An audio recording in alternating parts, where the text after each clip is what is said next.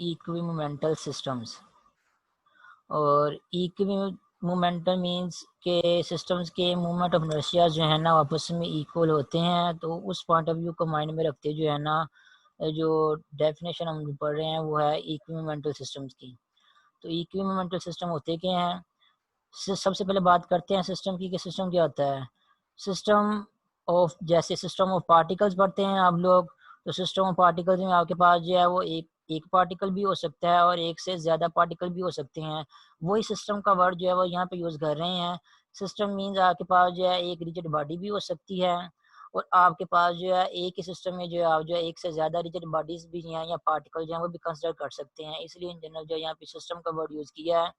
कि ज़रूरी नहीं है कि जस्ट रिजिड बॉडी की डिस्कशन हो रही हो, एक से ज़्यादा रिजिड बॉडी भी आप एक सिस्टम में एक वक्त में लेके उसको सिस्टम का नाम दे के जो है आप जो है वो यहाँ पे जो डेफिनेशन वगैरह या कैलकुलेशन वगैरह या थ्योरम वगैरह जो करने लगे हैं उनको जो आप कर सकते हैं। तो डेफिनेशन ये है इक्विमोमेंटल सिस्टम्स की कि two systems are said to be equimomental. अब देखें दो सिस्टम की बात हो रही है। अब दो सिस्टम का मतलब ये भी हो सकता है कि आपके पास वो दो सिस्टम जो है वो दो रिजिड बॉडीज हों। एक रिजिड बॉडी कोई एक ये हो सकती है फॉर एग्जांपल, और दूसरी रिजिड बॉडी जो है वो कोई ये हो सकती है। या फिर ये हो सकता है कि जिन दो सिस्टम की बात कर रहे हैं उन दो सिस्टम में जो है वो एक से ज़्यादा रिजिड बॉडीज हैं। फॉर एग्जांपल जो स्के सिस्टम है इसमें जो है वो ये दो रिजिड बॉडीज हैं, और ये जो एलिप्स टाइप का सिस्टम है इसमें जो है वो ये कोई तीन टाइप्स की रिजिड बॉडीज हैं। तो एक सिस्टम में ये सिस्टम वन है आपके पास, let's say for example S1, system S1, ये आपके पास क्या है सिस्टम S2। तो सिस्टम की बात हो रही होगी तो आपके पास उस सिस्टम में आप एक ही रिजिड बॉडी को एज ए सिस्टम कह सकते हैं, या फिर एक या अगर आप एक से ज़्यादा रिजिड बॉडीज जो कलेक्ट कर लेते हैं तो उन पूरे के पूरे कलेक्शन को भी जो आप एक सिस्टम जो है वो कह सकते हैं। वो आपके क्वेश्चन पे डिपेंड करता है कि आपने सिर्फ एक रिजिड बॉडी को सिस्टम कहना है या एक से ज़्यादा रिजिड बॉडी के कलेक्शन को जो है या एक से ज़्यादा पार्टिकल्स के कलेक्शन को जो है आप लोगों ने जो है वो सिस्टम कहना है। तो डेफिनेशन ये है, दो अगर आपके पास जो है कोई दो सिस्टम्स हों तो वो सिस्टम उन सिस्टम्स को हम कहेंगे कि वो क्या है, इक्वी मोमेंटल हैं अगर उनका जो है वो मूवमेंट ऑफ इनर्शिया जो है वो स्पेस में किसी भी लाइन के अबाउट जो है वो इक्वल हो। अब आप लोगों ने क्वेश्चन किए हैं सर्कुलर लेमिना का किया है, रॉड का किया है, क्यूब का किया है, स्फीयर का किया है, एलिप्टिक लेमिना का किया है। तो ये डिफरेंट रिजिड बॉडीज हैं, इनके सेंट्रोइड में से जो फॉर एग्जांपल जो लाइंस पास कर रही हैं, एक्सिस पास कर रही हैं, इनके एजिस में से जो एक्सिस लाइंस पास कर रही हैं, तो उन एक्सिस या एजिस के अबाउट इन जनरल आप लोगों ने देखा है कि मूवमेंट ऑफ इनर्शिया के आंसर जो है वो डिफरेंट आ रहे होते हैं। अ,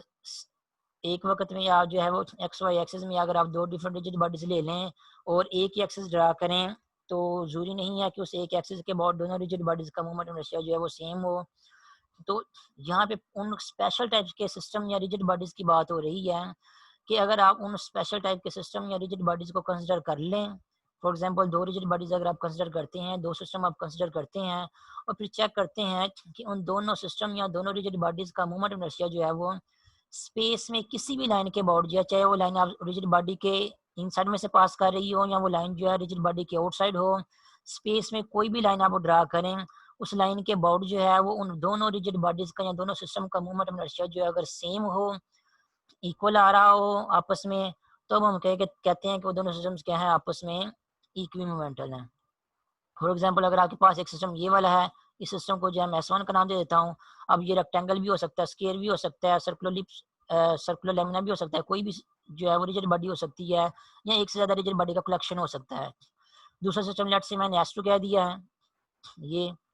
अब अगर मैं स्पेस में कोई भी लाइन ड्रा करूंगा,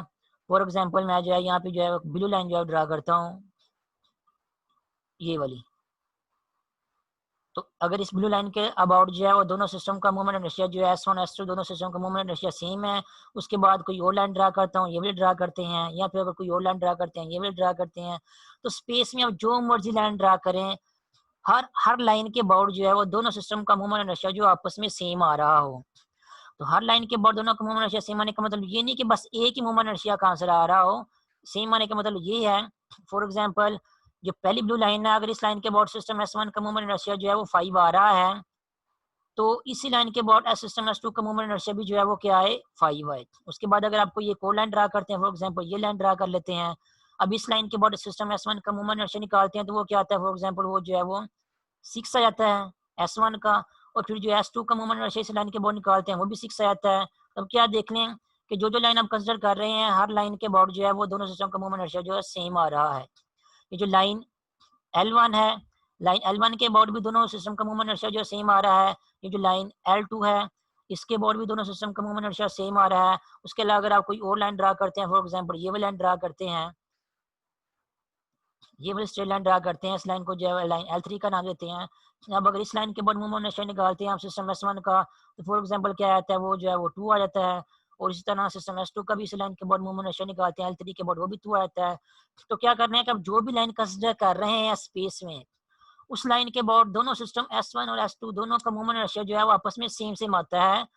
जरूरी नहीं है कि हमेशा फिक्स नंबर ही है कि यहाँ पे भी आपका अगर 5 आया है तो यहाँ पे भी 5 आए, यहाँ पे भी 5 आए, जरूरी नहीं है। जरूरी ये है कि अगर यहाँ पे S1 का L3 के बाद 2 आया है तो S2 का भी क्या है,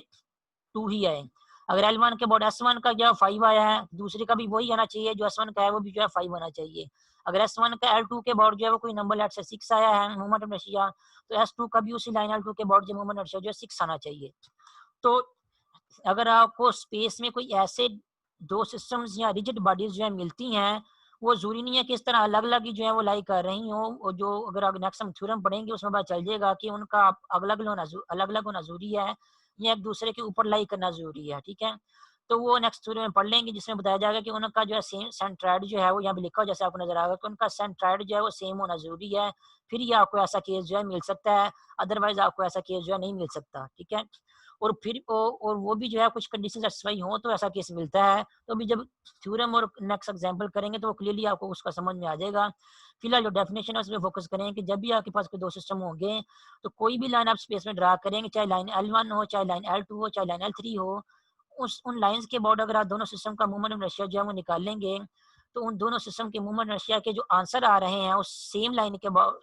जो फिक्स लाइन के बाद जो आ रहे हैं वो दोनों सिस्टम की मूवमेंट इनर्शिया का आंसर उन लाइन के बाद जो है वो सेम आना चाहिए। ये हो सकता है कि अगर आप लाइन चेंज करें तो मूवमेंट इनर्शिया का आंसर चेंज हो जाए, लेकिन ओवरऑल दोनों सिस्टम का आंसर जो है वो सेम आना चाहिए। फॉर एग्जांपल फिर रिपीट कर दूं, लाइन L के बाद अगर जो है L1 के बाद अगर S1 का मूवमेंट इनर्शिया 5 आ रहा है तो फिर S2 का सिस्टम S2 का भी मूवमेंट इनर्शिया लाइन L2 के बाद जो है वो भी 5 होना चाहिए, तब हम कहेंगे कि दोनों के मूवमेंट इनर्शिया के आपस में इक्वल है। उस तरह अगर आप कोई और लाइन कंसीडर कर लेते हैं, फॉर एग्जांपल लाइन L2, और लाइन L2 के बाद अगर मूवमेंट इनर्शिया जो है वो सिस्टम S1 का जो है 6 है, तो सिस्टम S2 का भी मूवमेंट इनर्शिया जो भी वो भी 6 होना चाहिए। इस तरह अगर लाइन L3 के बाद S1 का मूवमेंट इनर्शिया जो है वो 2 है, तो S2 का भी लाइन L3 के बाद मूवमेंट इनर्शिया जो है वो भी 2 होना चाहिए। तो अगर कोई आपको ऐसे दो सिस्टम्स या रिजिड बॉडीज जो है स्पेस में मिल जाती हैं कि आप स्पेस में कोई भी लाइन ड्रा करके या कोई भी एक्सिस ड्रा करके उस लाइन या उस एक्सिस के बाद दोनों सिस्टम का मूवमेंट इनर्शिया जब आप फाइंड आउट करो तो उस लाइन या एक्सिस के बाद दोनों सिस्टम का मूवमेंट इनर्शिया जो है वो आपस में इक्वल आए, तब हम कहेंगे कि वो सिस्टम क्या है, आपस में इक्विमोमेंटल है। इसकी एक वैसे पर्टिकुलर एग्जाम्पल अगर आप देखना चाहें तो वो भी आप लोगों को मैं यहाँ पे दिखा देता हूँ। फॉर एग्जाम्पल अगर आप लोगों ने पढ़ा होगा कि अगर आपके पास कोई जो है वो सर्कुलर प्लेट हो, फॉर एग्जांपल यहाँ पे ड्रा की हुई है फिगर, वैसे मैं फिर से ड्रा करने लगा यहाँ पे। फॉर एग्जाम्पल आपके पास ये कोई जो है वो एक सर्कुलर प्लेट है, और यहाँ पे इसको सर्कुलर प्लेट है तो उसको जो है सर्कुलर प्लेट या सर्कुलर लेमिना है तो उसको मैं थोड़ा सा जो है यहाँ पे शेड कर रहा हूँ ताकि पता चल जाए कि सर्कुलर प्लेट या लेमिना की बात हो रही है। तो ये आपके पास सर्कुलर प्लेट है और इसका रेडियस जो है वो मैं कंसिडर करता हूँ, इसका रेडियस जो कि यहाँ पे मैं ड्रा करता हूँ, सेंटर में से एक लाइन होगी जो जहाँ तक जाएगी, ये जो है इसका रेडियस होगा। इसका रेडियस जो है वो मैं जो है वो ए जो है वो कंसिडर कर लेता हूँ इस सर्कुलर प्लेट का। ठीक है, उसके बाद जो है मैं क्या करता हूँ, एक जो है वो और सर्कुलर प्लेट का मास क्या है, सर्कुलर प्लेट का मास जो है वो मैंने कंसिडर कर लिया है स्मॉल m। अब आप लोगों ने सर्कुलर लेमिना के केस में या सर्कुलर प्लेट के केस में जो है वो डिफरेंट एक्सिस के अबाउट जो है मूवमेंट इनर्शिया जो है फाइंड आउट किए हुए हैं। फॉर एग्जांपल आपको याद होगा सर्कुलर प्लेट या लेमिना के केस में अगर ये आपके पास जो है वो एक्स एक्सिस है, उसके बाद ये आपके पास वाई एक्सिस है, और मैं नाम लिख देता हूँ यहाँ पे, फॉर एग्जांपल ये आपके पास जो है वो एक्स एक्सिस है, ये आपके पास जो है वो वाई एक्सिस है, उसके बाद एक्स एक्सिस और वाई एक्सिस के ऊपर एक बिल्कुल परपेंडिकुलर एक लाइन ड्रा करें जो कि पेज में से वर्टिकली बाहर निकलेगी, वो मैं थोड़ी सी इंक्लाइन ड्रा करता हूँ, ये वाली है। ये वाला आपका एक्सिस कौन सा है, ये वाला आपका जो एक्सिस है ये वाला जी एक्सिस है। तो आप लोगों ने पढ़ा होगा अगर आप किसी सर्कुलर प्लेट का मास जो है वो एम हो और उसका रेडियस जो है वो क्या कहते हैं ए हो, तो उसका मूवमेंट ऑफ इनर्शिया जो है वो जी एक्सिस के अबाउट, जी अब कौन सा एक्सिस है, जी अब वो वाला एक्सिस है जो सर्कुलर प्लेट के लेमिना के परपेंडिकुलर है और उसके सेंटर में से पास कर रहा है। तो we know that movement of inertia, यहाँ पे लिखा हुआ है, we know that movement of inertia of a circular plate about an axis passing through its centroid and perpendicular to its plane. तो यहाँ पे जो मैंने जी एक्सिस ड्रा किया है, यहाँ पे ये वाला, ये जो जी एक्सिस है ये सर्कुलर प्लेट के सेंट्राइड मींस बिल्कुल सेंटर में से पास कर रहा है और सर्कुलर प्लेट के लेमिना के परपेंडिकुलर भी है। तो इस एक्सिस के अबाउट जो है वो सर्कुलर प्लेट का मूवमेंट ऑफ इनर्शिया क्या है, मूवमेंट ऑफ इनर्शिया का आंसर आएगा आपके पास मास इनटू सर्कुलर प्लेट की रेडियस का स्क्वायर डिवाइडेड बाय 2। इसका प्रूव हम लोग जो है पहले कर चुके हैं, एक्स एक्सिस के बाद मूवमेंट और शायद इसका हम जो है पहले फाइंड आउट कर चुके हैं पिछले यूनिवर्सिटी में ही जब लेक्चर हुए थे। वाई एक्सिस के बाद भी जो है मूवमेंट ऑफ इनर्शिया जो है फाइंड आउट कर चुके हैं और परपेंडिकुलर एक्सिस थ्योरम लगा के जो हम जो है वो दोनों एक्सिस के अबाउट जो मूवमेंट इनर्शिया आते हैं, एक्स एक्सिस और वाई एक्सिस के अबाउट जो मूवमेंट इनर्शिया आते हैं उनको सम अप करके हम लोगों ने जो है वो जी एक्सिस के अबाउट भी मूवमेंट इनर्शिया जो है वो फाइंड आउट कर चुके हैं यूनिवर्सिटी में, ये वाला परपेंडिकुलर एक्सिस थ्योरम लगा के। फिलहाल यहाँ पे मैं जस्ट एज एग्जांपल बता रहा हूँ कि जो जी एक्सिस यहाँ पे आपको ब्लू लाइन नजर आ रही है जो कि सर्कुलर लेमिना के प्लेन के परपेंडिकुलर है और सेंट्रॉइड में से पास कर रही है। इस ब्लू लाइन के अबाउट जो है वो सर्कुलर प्लेट का मूवमेंट इनर्शिया क्या है, मास इनटू रेडियस का स्क्वायर डिवाइडेड बाय 2। अब तो ये थी एक रिजिड बॉडी जिसका मैंने जी एक्सिस के अबाउट जो है मूवमेंट ऑफ इनर्शिया लिखा है। अगर मैं अब अगर जो है मैं कोई एक और जो है रिजिड बॉडी कंसिडर कर लूँ, फॉर एग्जांपल अगर मैं जो है एक सर्कुलर लूप जो है वो कंसिडर करता हूँ, circular loop means circular ring भी जिसको कह सकते हैं हम लोग, तो सर्कुलर लूप या सर्कुलर रिंग अगर मैं कंसिडर कर लूँ तो ये मैं यहाँ पे ड्रा करने की कोशिश करता हूँ। हमारे पास जो है एक तरह की जो है वो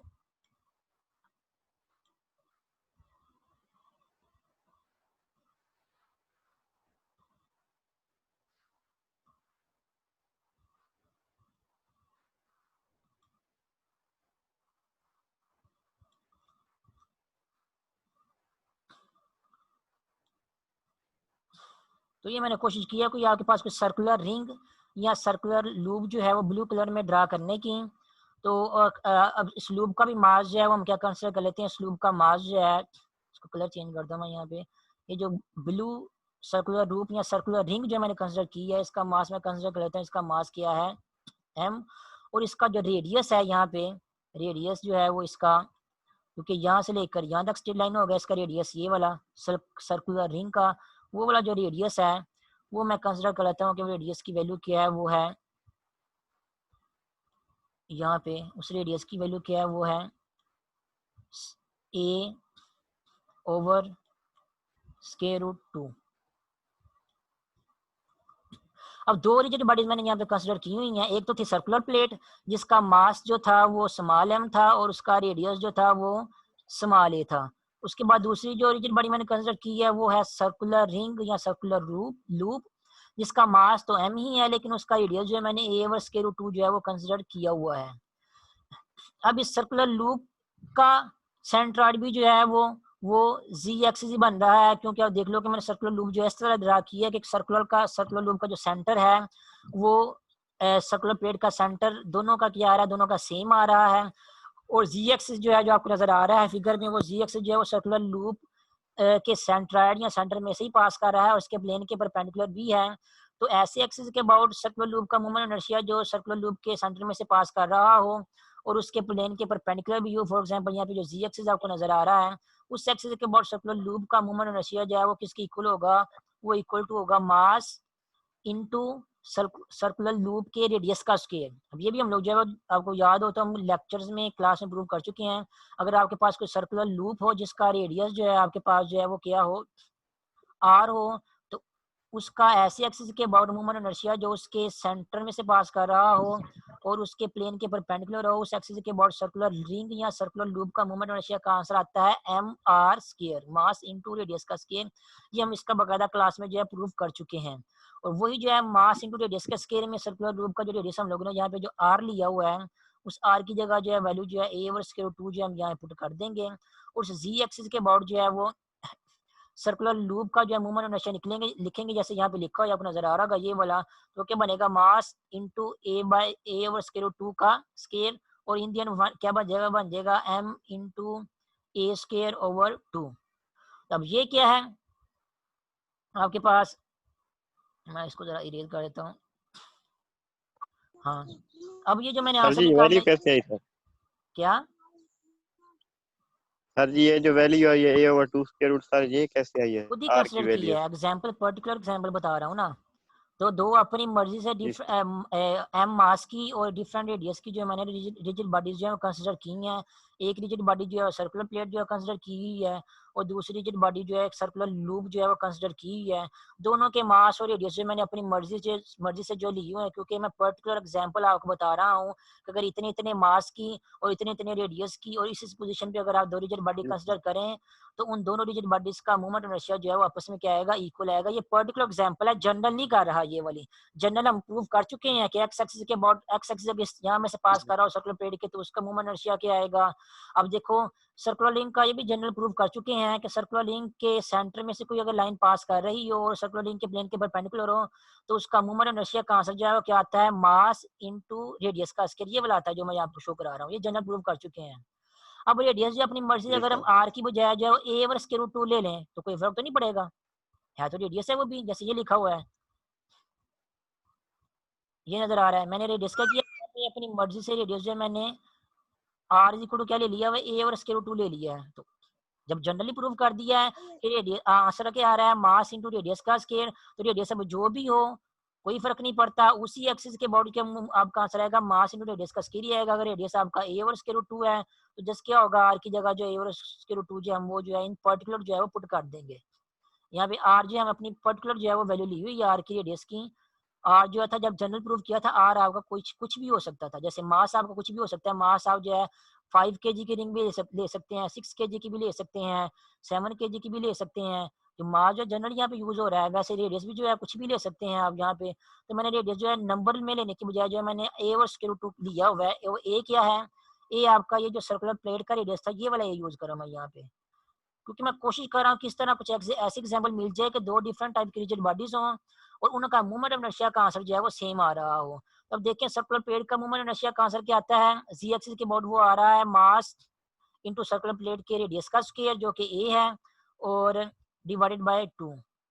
उसके बाद जब मैंने सर्कुलर रिंग का मूवमेंट इनर्शिया निकाला जी एक्सिस के अबाउट, तो हम पहले प्रूव कर चुके हैं वो क्या है, मास इंटू रेडियस का स्क्वायर। अब सर्कुलर प्लेट का रेडियस मैंने a over square root 2, sorry circular ring का रेडियस जो है मैंने a over square root 2 consider किया हुआ है। तो यहाँ पे जो आर आ रहा है ये वाला, इस आर की जगह जो है वो ए ओवर स्क्वायर रूट 2 की वैल्यू जो है ना सर्कुलर रिंग के केस में पुट कर देंगे। तो ये वाली पुट की हुई है वैल्यू, ये वाली वैल्यू पुट की हुई है आर की ए ओवर स्क्वायर रूट 2, तो स्क्वायर बनेगा तो आपका आंसर क्या आएगा, मास into A square divided by 2। अब देखिए लूप का जो मूवमेंट इनर्शिया जी एक्सिस के अबाउट आ रहा है वो क्या आ रहा है, वो भी आ रहा है मास इनटू ए स्क्वायर ओवर 2, और ए कौन सा, ए ये वाला ही है जो सर्कुलर रिंग का हमने रेडियस यहाँ पे लिया, सर्कुलर प्लेट का रेडियस जो यहाँ पे लिया हुआ था। और सर्कुलर प्लेट का मूवमेंट इनर्शिया भी जी एक्सिस के अबाउट क्या आ रहा है, वो भी जो है वो मास इनटू रेडियस का स्क्वायर ही ओवर 2 ही आ रहा है। तो देखो दो डिफरेंट रिजिड बॉडीज हैं, एक सर्कुलर प्लेट थी और दूसरी थी सर्कुलर रिंग। अब ये वाली फिगर देखो ना, ये जो क्लियरली नजर आ रही होगी आ रही होगी आपको यहाँ पे, जो कंप्यूटर की कंप्यूटराइज बनी है ये वाली फिगर, ये वाली जो ब्लू कलर में दिखा रहा हूँ, इसमें आपको थोड़ा सा क्लियरली नजर आ रहा होगा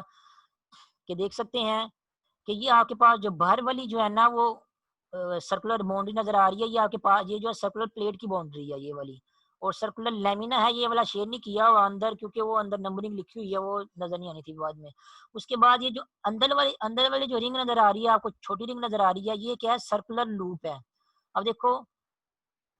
सर्कुलर प्लेट का रेडियस जो है वो ये वाला उसने बताया हुआ है, ये क्या दिया हुआ है, ये जो बाहर वाली जिसकी बाउंड्री थी उसका रेडियस क्या है, ए है। और जो सर्कुलर लूप है, क्योंकि वो उसका रेडियस जो है हमने कम लिया हुआ है, ए स्क्वायर रूट 2 लिया हुआ है, वो क्या उसके इनसाइड लाई कर रही है। और दोनों को इस तरह कंसिडर किया हुआ है कि दोनों का सेंट्राइड जो है, जो सेंटर जो है वो क्या आ रहा है, वो दोनों का सेंटर जो है वो सेम आ रहा है। अब अगर हम सिर्फ सर्कुलर प्लेट को देखें, तो सर्कुलर प्लेट को देख के उसके यहाँ से जो सेंटर में से जो उस प्लेट के परपेंडिकुलर जो है ये जो जी एक्सिस पास कर रहा होगा यहाँ पे, उस जी एक्सिस का सर्कुलर प्लेट, उस जी एक्सिस के अबाउट सर्कुलर प्लेट का मूवमेंट इनर्शिया क्या आता है, वो आता है मास इनटू सर्कुलर प्लेट के रेडियस का स्क्वायर डिवाइडेड बाय 2। अब उसके बाद सर्कुलर प्लेट को छोड़ के अगर हम सर्कुलर रिंग को देखें जो कि इनसाइड ड्रा की हुई है यहाँ पे आपकी ये वाली, उस सर्कुलर रिंग का अगर आप जो है इसी जी एक्सिस के अबाउट अगर मूवमेंट इनर्शिया निकालेंगे, तो हम पहले भी प्रूफ में इन जनरल निकाल चुके हैं कि किसी सर्कुलर रिंग का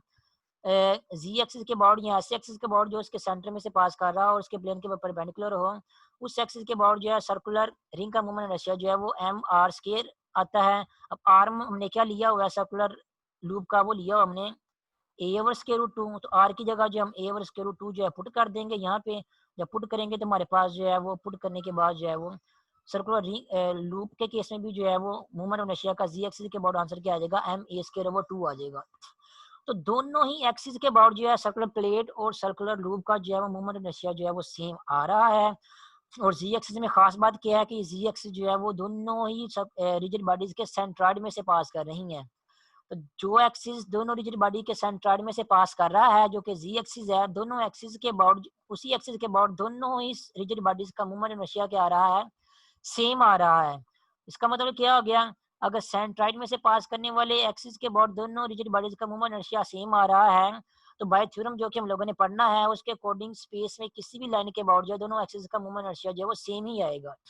अब अगर सेंट्रॉइड में से पास करने वाली लाइन के अबाउट दोनों सिस्टम का मूवमेंट इनर्शिया सेम आ रहा है, तो स्पेस में किसी भी लाइन के अबाउट जो मूवमेंट इनर्शिया वो कैसे सेम आता है, वो भी थोड़ा सा मैं आप लोगों को यहाँ पे हिंट बता देता हूँ। अब यहाँ से एक बात तो नजर आ रही है आप लोगों को कि जी एक्सिस के अबाउट जो है वो दोनों सिस्टम का मूवमेंट इनर्शिया जो है सेम आ रहा है। यहाँ मैं कुछ मैं रेज कर देता हूँ ताकि आप लोगों को मैं कुछ लिख के समझा सकूँ।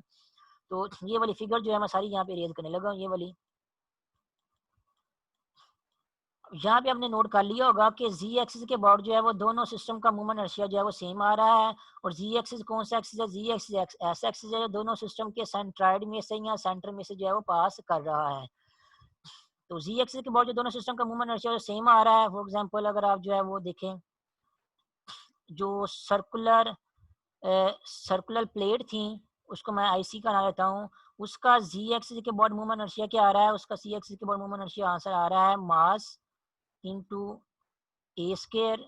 Divided by 2। और जो सर्कुलर लूप थी,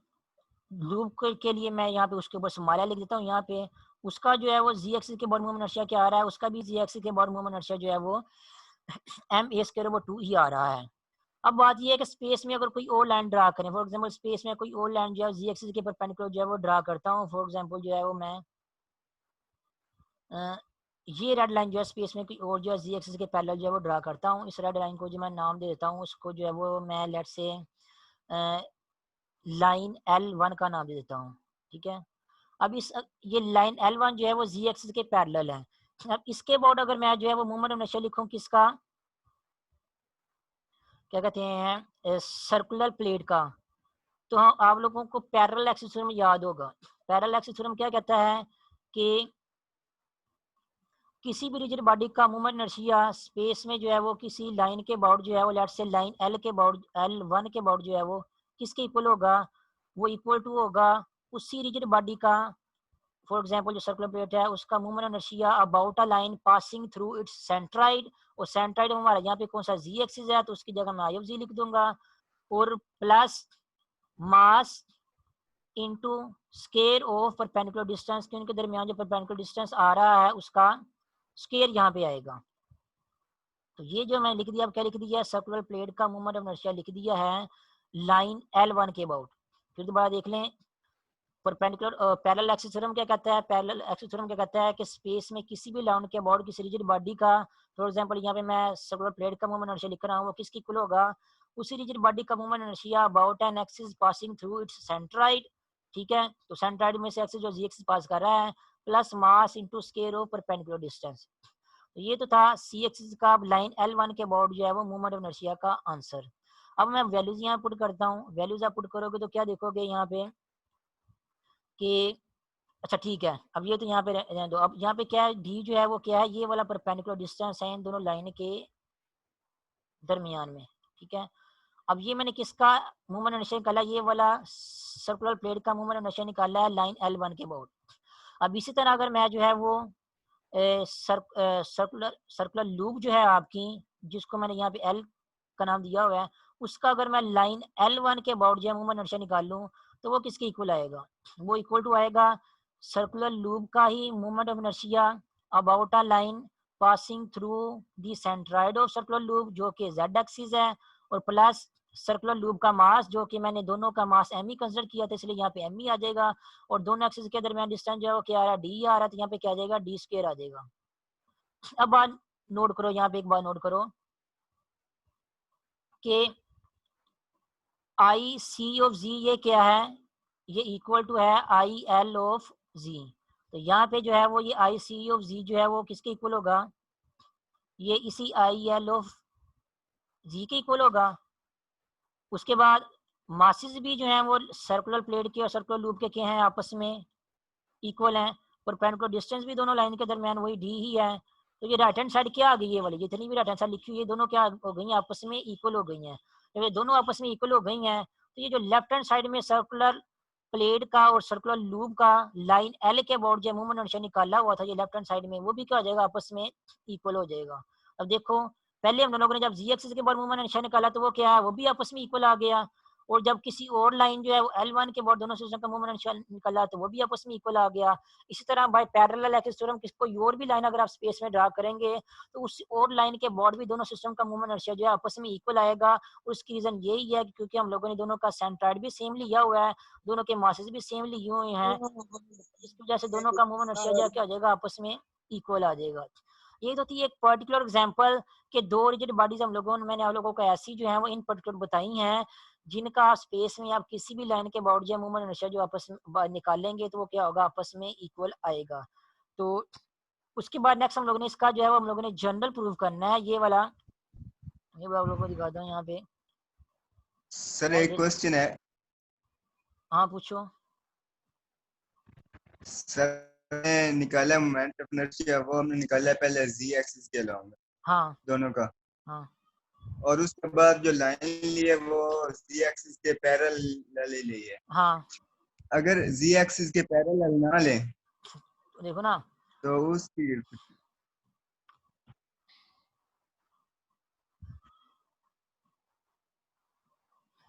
मिनट, सेंट्राइड में मैंने जी एक्सिस कौन सा एक्सिस है, जी एक्सिस ऐसा एक्सिस है जो सेंट्राइड में से पास कर रहा है। जब सेंट्राइड में से पास करने वाले एक्सिस के बाद दोनों का मूवमेंट इनर्शिया सेम आ गया है तो फिर किसी और लाइन पैरेलल लाइन के बाद भी इक्वल आ गया। अब बात ये है कि जी एक्सिस के पैरेलल अगर ना ले तो देखो सेंट्राइड में से पास करने वाली लाइन जरूरी तो नहीं है कि वो जी एक्सिस ही हो जो कि मैंने लिया हुआ है,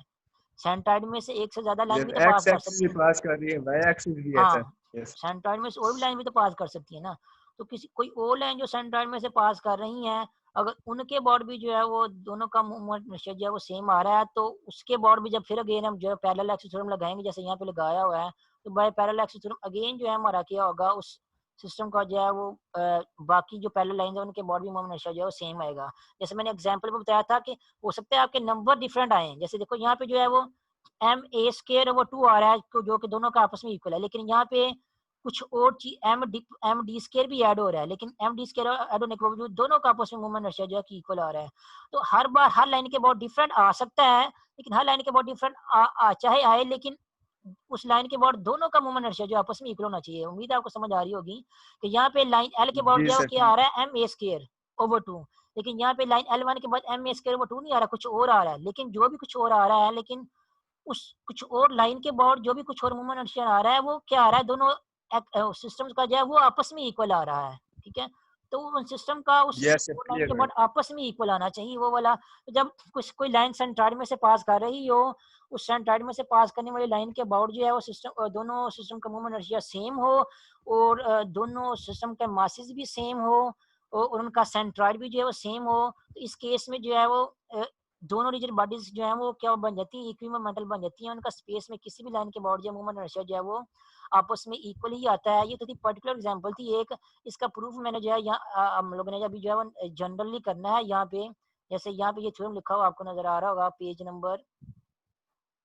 44 पे, याद करना था लेकिन एग्जाम्पल की वजह से आज नहीं किया जा सका। ये वाला थ्योरम नेक्स्ट हम लोगों ने पढ़ना है कि दो सिस्टम जो है वो आपस में इक्विवेलेंटल होंगे, हमेशा नहीं होते, कुछ कंडीशन होगी फिर आपस में इक्विवेलेंटल होते हैं। और नेक्स्ट लिखा हुआ इफ एंड ओनली इफ, कब इक्विवेलेंटल होंगे, तब इक्विमोमेंटल होंगे जब दोनों सिस्टम के मासेस भी सेम होंगे। अगर मासेस सेम ना हुए तो दो सिस्टम आपस में कभी भी इक्विमोमेंटल, आपको ऐसी कोई एग्जांपल कभी भी नहीं मिलेगी कि उनके मासेस आपस में डिफरेंट हो, वो इक्विमोमेंटल हो, ऐसी आपको एग्जांपल नहीं मिलेगी। उसके बाद सेकंड कंडीशन ये है कि दोनों सिस्टम के सेंट्रॉइड भी जो है वो सेम हो। उसके बाद तीसरी एग्जांपल ये है कि दोनों सिस्टम के जो है वो प्रिंसिपल एक्सिस और प्रिंसिपल मूवमेंट ऑफ इनर्शिया जो है सेंट्रॉइड के ऊपर जो है वो भी सेम होने चाहिए। प्रिंसिपल एक्सिस है उसकी डेफिनेशन वो नेक्स्ट लेक्चर में पढ़ेंगे, भी टाइम नहीं है फिलहाल। तो नेक्स्ट ये है कि तीनों कंडीशन जो सेटिस्फाई होंगी, जब तीनों कंडीशन सेटिस्फाई होंगी तब भी जो है हमें जो है ऐसा सिस्टम मिलेगा जो दोनों के हैं आपस में जो है इक्विमोमेंटल होंगे। अभी अगर आप ये वाली एग्जांपल देखो, जब भी मैं आपको बता रहा था सर्कुलर प्लेट की और सर्कुलर रिंग की, उसके एग्जांपल में मैंने दोनों सिस्टम सर्कुलर प्लेट और सर्कुलर रिंग जो है दोनों के आपको याद हो मासेस जो है वो सेम ही लिए, यानी कि m लिया है, ठीक है। और दोनों सिस्टम, दोनों जी सर। सर्कुलर प्लेट और सर्कुलर रिंग का सेंट्रॉइड यानी कि सेंटर वाला पॉइंट जो सेंट्रॉइड का होता है, ऐसा पॉइंट होता है जिस पॉइंट के ऊपर जो है वो पूरी पूरी रिजिड बॉडी का मास जो है वो लाई कर रहा होता है। वो जरूरी नहीं कि हमेशा सेंटर ही हो, सेंटर के अलावा भी कोई और पॉइंट हो सकता है। वो अलग बात है कि जो सर्कुलर टाइप की बॉडीज होती हैं, जैसे फॉर एग्जांपल ये है, उनका सेंट जो है सेंट्रॉइड जो है सेंटर में ही आता है। लेकिन सेंट्रॉइड जरूरी नहीं है सेंटर में ही हो। फॉर एग्जांपल आप कुछ जो है वो कुछ इस तरह की रिजिड बॉडी ले लेंगे, ये वाली, तो इसका सेंट्रॉइड जो है वो यहाँ थोड़ा और कॉम्प्लिकेट थोड़ा करता हूँ, कुछ इस तरह की जो है वो रिजिड बॉडी ले लेते हैं, ये वाली। अब इसका तो सेंटर वाला पॉइंट तो ये वाला बन रहा है, लेकिन ये इसका सेंट्रॉइड नहीं है। कुछ यहाँ पे इसका सेंट्रॉइड जो है वो कोई ऐसा पॉइंट होगा जहाँ पे आप उंगली रख के जो है ना, फिंगर रख के जो है उस पूरी की पूरी रिजिड बॉडी को जो है ना बैलेंस कर सकें। तो वो मे बी यहाँ पे हो, यहाँ हो सकता है, मे बी वो जो है वो कहीं यहाँ पे हो। तो ओवरऑल ये पूरी रिजिड बॉडी का सेंटर तो नहीं बन रहा ये वाला पॉइंट, क्योंकि ये देखो ना, एक तरफ तो ये काफी दूर जा रही है एक तरफ से यहाँ से, और दूसरी तरफ जो है बिल्कुल ये वाला पोर्शन कितना करीब है और ये वाला पोर्शन कितना दूर है। तो सेंट्रॉइड जो क्या होगा, ऐसा पॉइंट होगा जिस पॉइंट के ऊपर जो आप उस रिजिड बॉडी को बैलेंस कर सकते हैं, यानी कि जिस पॉइंट पे उस रिजिड बॉडी का सारा मास जो है वो लाई कर रहा होता है। तो सर्कुलर प्लेट के केस में तो ये बिल्कुल उसका सेंटर ही होता है, जहाँ पे आप उसको फिंगर आके घुमा लेते हैं तो बैलेंस हो जाती है सर्कुलर प्लेट। लेकिन इसके केस में आप बिल्कुल आपका सेंटर वाला पॉइंट नहीं होगा। देखें यहाँ से डिस्टेंस कुछ और है, यहाँ से डिस्टेंस कुछ और है, यहाँ से डिस्टेंस कुछ और है, ये बिल्कुल इसका सेंटर वाला पॉइंट नहीं है। ये कोई ऐसा ही पॉइंट है जिस पॉइंट के ऊपर सारा मास जो है लाई कर रहा होगा, यानी कि ओवरऑल आप जो है पूरी की पूरी इस शेप को जो है वो फिंगर आके जो है ना अपनी जो है बैलेंस कर सकते हैं, अगर वो एक्सटर्नल फोर्सेस अप्लाई ना हो रही हो, वो अलग बात है, ठीक है। तो ऐसा पॉइंट जिस पॉइंट के ऊपर आपकी रिजिड बॉडी का सारा जो है वो मास जो है वो लाई कर रहा हो, उसको सेंट्रॉइड कहते हैं, ठीक है। तो दोनों सिस्टम की अगर मासेस सेम हो, सेंट्रॉइड सेम हो, उसके बाद जो सेंट्रॉइड वाला पॉइंट है, उस पॉइंट के ऊपर अगर हम जो प्रिंसिपल एक्सिस वगैरह लें तो प्रिंसिपल एक्सिस और प्रिंसिपल मूवमेंट ऑफ इनर्शिया